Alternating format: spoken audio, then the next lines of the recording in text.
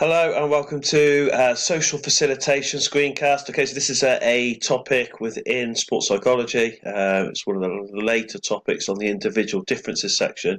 We've already had a look at personality, motivation, anxiety, etc. So what we're looking at now then is this concept of social facilitation. Now, when you see social facilitation, the key focus here is to do with the impact of the audience on performance. And this is the kind of topic, the overview. As soon as you see that, social facilitation, it's talking about how the audience is going to either positively or negatively impact performance. So within this, we've got two definitions, and one of them is actually social facilitation.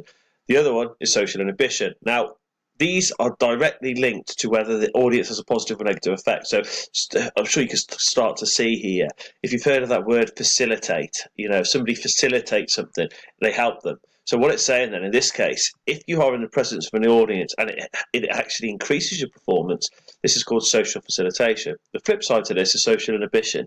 And this is this concept where there's a negative effect of the audience on performance.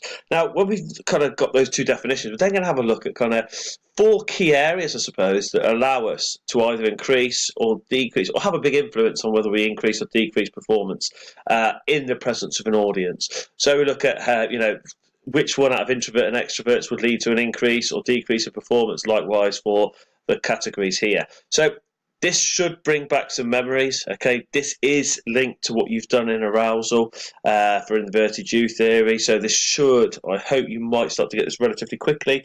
Then after we've looked at this, how these four factors here or categories would dictate whether we increase or decrease performance in the presence of an audience, we then have a look at this. So we look at this theory called evaluation apprehension, which basically is exactly what it says on the tin. If you feel you're being evaluated by an audience member, you're more likely to be apprehensive. We'll put that into a translation, how you'd answer an exam question. Finally, we have a look at strategies to minimise social inhibition. All of us, you will all be in a situation where you have to perform in front of an audience.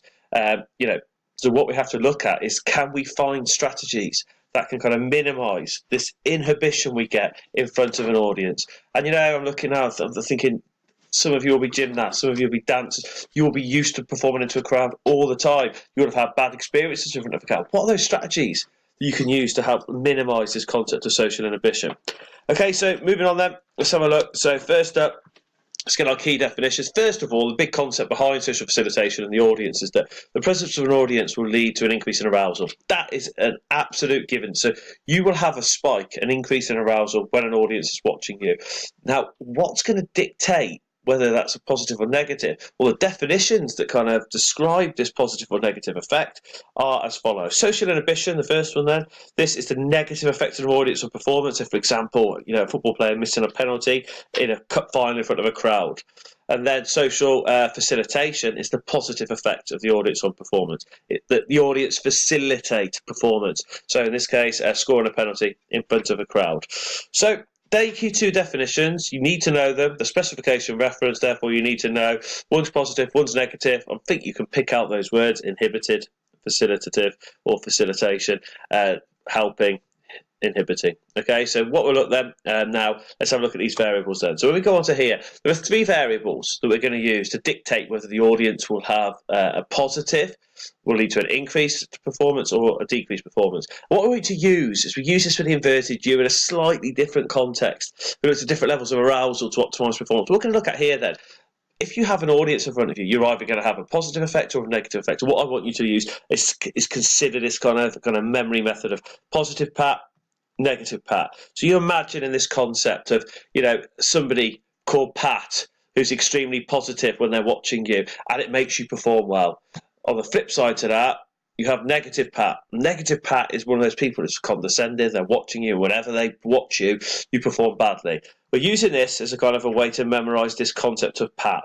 We looked at it before to pat something else. Now we're looking at positive Pat, negative Pat. So we're focusing here on, what variables. So, for example, arousal increase will lead to an increase in performance if Pat is positive. Do you remember which parts of PAT would link to this?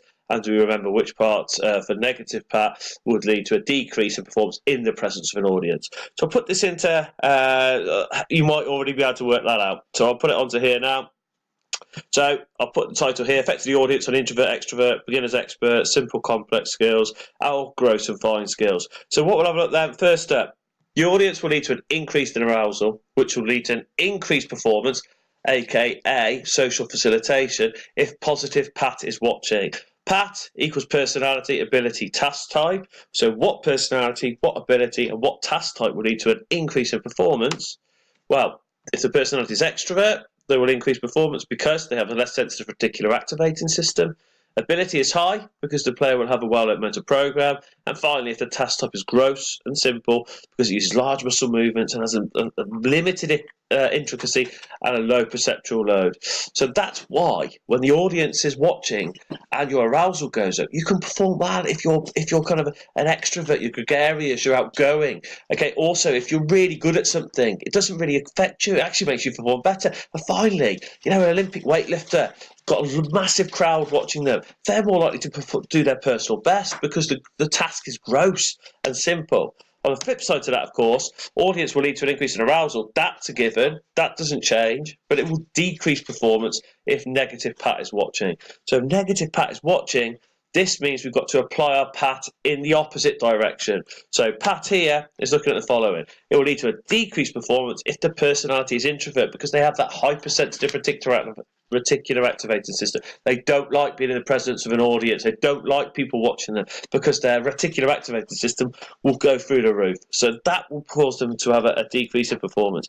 Also, ability is low, so that will lead to a decreased performance in front of an audience because they don't have a kind of refined or a well-learned motor program, therefore their performance will disintegrate. And then on top of that, task type, if the task type is fine and complex, due to the fact it involves intricacy and perceptual loads. So for example, you're thinking of things like rifle shooting, very difficult, you know, especially if you're low ability. So I'll put onto here the key memory for this. You have positive Pat, negative Pat, and you know you need to be able to talk about the type of question you'd be getting is describe the positive and negative effects of the audience on performance, linked to, and then these kind of key things here. So moving on then, we'll have a quick look at another theory. So we've got evaluation apprehension. This theory then basically says that if you feel there is a decrease in performance, if you feel you're being evaluated because it leads to apprehension. So you have to know the causes and effects of this concept of, I call this like if you put this and translate it, evaluation then, first bit. The causes of evaluation, apprehension, is you have a perception that you're being judged, evaluated, judged. That's the translation here. Okay, who is judging you? It's most likely you're going to feel kind of that concept of judgment anxiety if it's by a significant other, e.g. a talent scout, for example. A scout's coming to watch you play, you're being judged in a final of a dance competition. You know you're being watched and they're actually judging you. On top of that, when is it most likely? Well, it's most likely if you've got low sports confidence or low self-confidence at that point. So the effects. Apprehension, we need to translate that into anxiety. Okay, so the effects of thinking you're being judged by a significant other when you've got low self-confidence, or you have an increased arousal and anxiety. Now this then, so you've got your first A. These are going down in A's here. So we go apprehension, it leads to increased anxiety. Anxiety, this leads to avoidance behaviour, where you actually stop to think, I ain't going to do that again. I'm not going to go to that dance competition again because I know I'm going to be judged. I did bad last time. On top of that, it could then lead to this kind of withdrawal or a lack of persistence in the activity you're doing in the first place. Now, on top of that, you've got this concept here of strategies to minimise social inhibition. Okay, so if you have social inhibition, if the audience is causing you to have a negative performance, what strategies can be used to prevent that? So you've got mental rehearsal to picture the correct skill. So this is that concept of visualising, picturing yourself doing the perfect releve dance.